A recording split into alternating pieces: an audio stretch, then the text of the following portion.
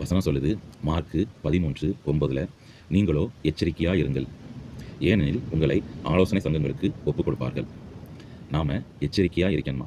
இல்லைன்னா நாம் ஆலோசனை பெறும்படியான ஒரு சூழ்நிலைக்கு தள்ளப்படுவோமா?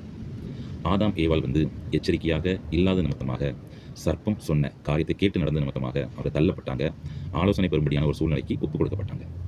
நம்மளுடைய வாழ்க்கையிலுமே சின்ன காரியம் தானே எங்கள் விதமாக உதாசனமாக செய்தோம் வைங்க, அதனுடைய இம்பேக்ட் நம்மளுடைய வாழ்க்கையில் பெருசாக இருக்கும். ஒரு 10 ரூபானாலும் நம்மளுடைய காசு நம்மளுடைய பாக்கெட்டில் இருந்து தொலைஞ்சி போகும்போது தான் அதனுடைய வேல்யூவும் வலியும் நமக்கு புரியும். எச்சரிக்கையாக இருப்போம்.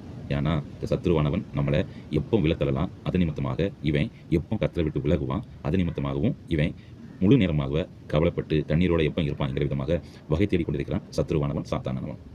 முடிந்த மட்டுமாக எச்சரிக்கையாக இருக்க கர்த்தர்கிட்ட ஜெபம் பண்ணி அந்த கிருபையை பெற்றுக்கொள்ளணும். எல்லா காரியத்திலையுமே எச்சரிக்கையாக தான் இருக்கணும். சின்ன காரியம் தானே என்கிற விதமாகலாம் நினைக்கக்கூடாது. அது பெரிய கவலையும் கண்ணீரையும் நம்முடைய வாழ்க்கையில் கொண்டு வந்துடும். எச்சரிக்கையாக இருப்போம். கர்த்தர் அப்படிப்பட்ட பலனை, கிருபையை நம்முடைய வாழ்க்கையில் தருவாராக. ஆமென்.